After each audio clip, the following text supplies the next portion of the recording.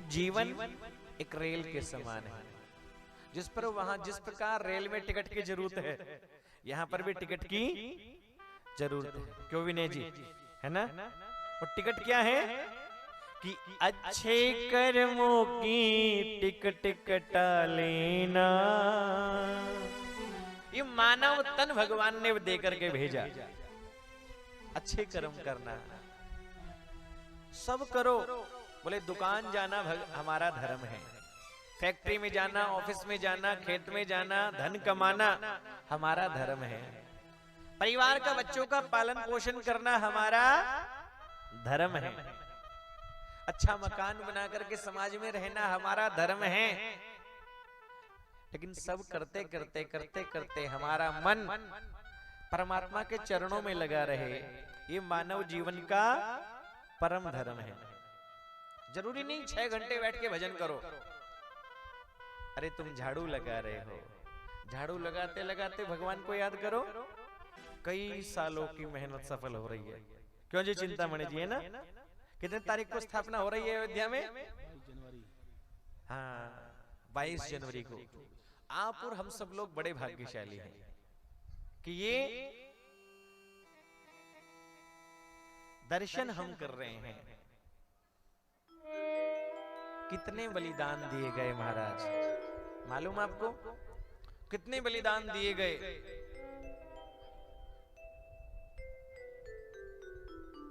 और आज प्रभु की कृपा से वो समय नजदीक आने वाला है। इसलिए तो बोला था, जो राम को लाए हैं हम। कितने आए कितने चले गए, किसी ने नहीं सुध ली।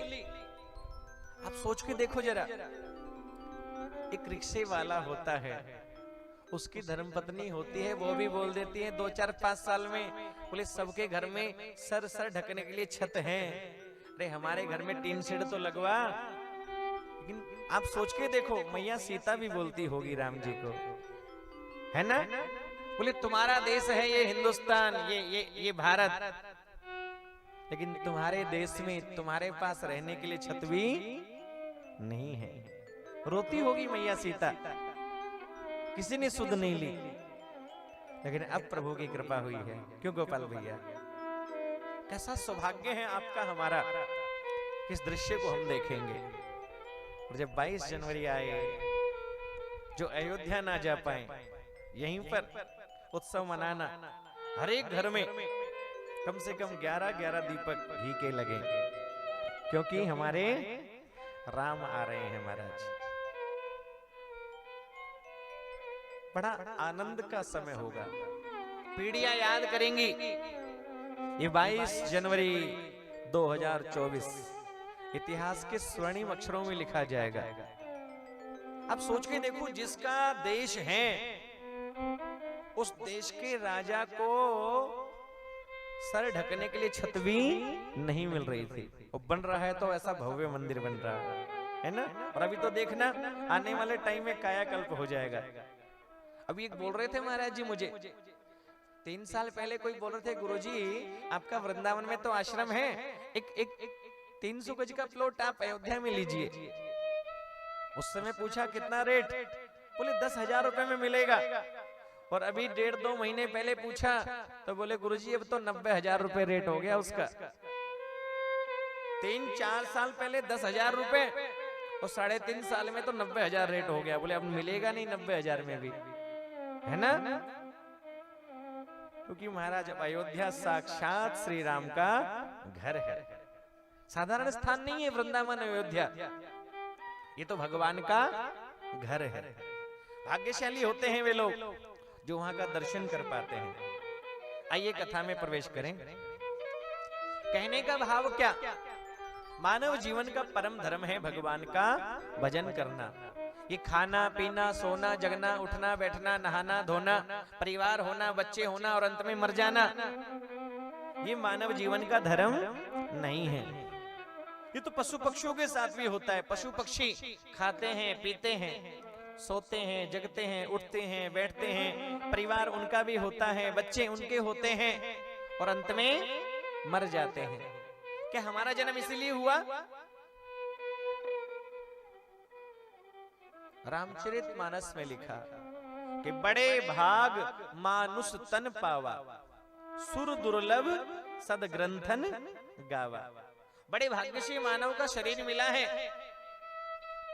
कितनी योनियों में भटकने के बाद लिखा 84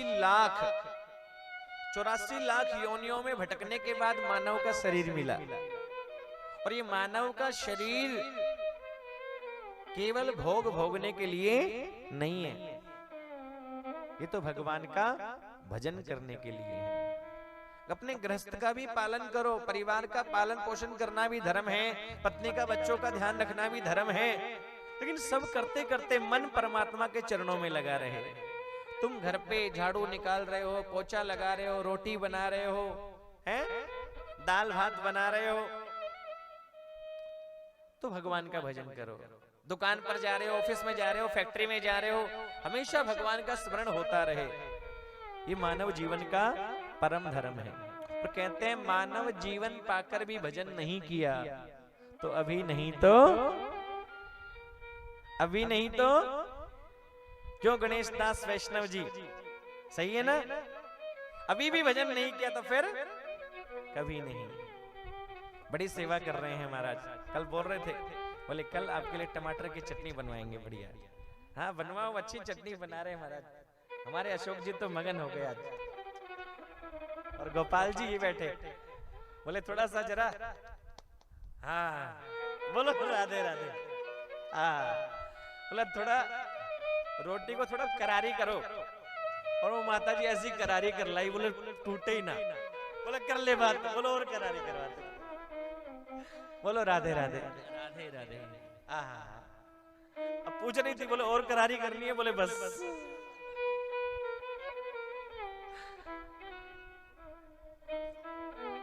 लेकिन एक बात है, बड़ी सेवा कर रहे हैं आप लोग, बड़ा ध्यान रख रहे हैं।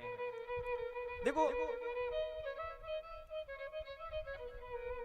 सामग्री का महत्व नहीं है, महत्व है भाव का।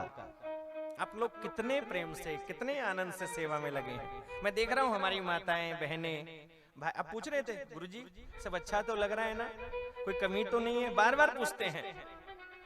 सबसे जरूरी है भाव, और भाव के पीछे तो भगवान बिक जाते हैं। हमारी तो औकात ही क्या है। सुना है ना आपने, दुर्योधन 56 भोग लगा करके खड़ा है, मेवा के थाल लगा करके खड़ा है। भगवान श्री कृष्ण आए, दुर्योधन 56 भोग लगा करके खड़ा है और कहता है कन्हैया भोजन करो। भगवान कृष्ण बोलते हैं दुर्योधन मुझे भूख नहीं है। और वही कृष्ण विदुरानी के घर पर जाकर के दरवाजा खटखटाते हैं, काकी जी काकी जी। विदुरानी ने देखा प्रभु आए हैं, मगन हो गई। अरे अरे कन्हैया आओ, अरे कृष्ण आओ, अरे कृष्ण आओ, यहाँ बैठो यहाँ बैठो यहाँ बैठो। सोचने लगी कहाँ बिठाऊं। महाराज पट्टा लगाया, चौकी लगाई, चौकी भी उल्टी लगा दी। भगवान ने ये नहीं देखा कि क्या दे रही है, किस भाव से। उल्टा पट्टा लगाया, भगवान उल्टे पट्टे पर ही बैठ गए।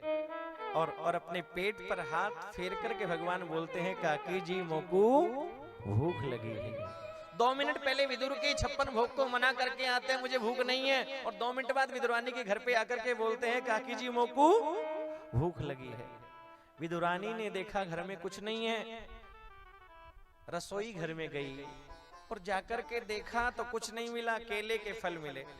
केले लेकर के आई और सोचने लगी अपने हाथों से खिलाऊं, और महाराज छील रही हैं और महाराज गिरी नीचे गिरा रही है, छिलके भगवान को खिला रही है और भगवान छिलके ही खा रहे हैं। आहा। थोड़ी देर बाद विदुर जी आए, 2-4 छिलके भगवान खा गए और कहने लगे अरे देवी, हे विदुरानी, अरे तुम्हें मालूम है आज कृष्ण हमारे घर पर आने वाले हैं। विदुरानी बोलती है बोले आने वाले नहीं है, आ चुके हैं, ये बैठे देखो। और विदुरानी क्या कर रही है, छिलके खिला रही है भगवान को। और ये पगली ये छिलके खिला रही है। विदुर जी फल निकालते हैं, कन्हैया को खिलाते हैं।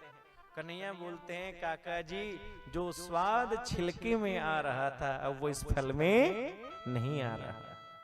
इसलिए लिखा सबसे ऊंची प्रेम सगाई। दुर्योधन की मेवा त्यागी साग विदुर घर खाई। भगवान प्रेम के भूखे हैं।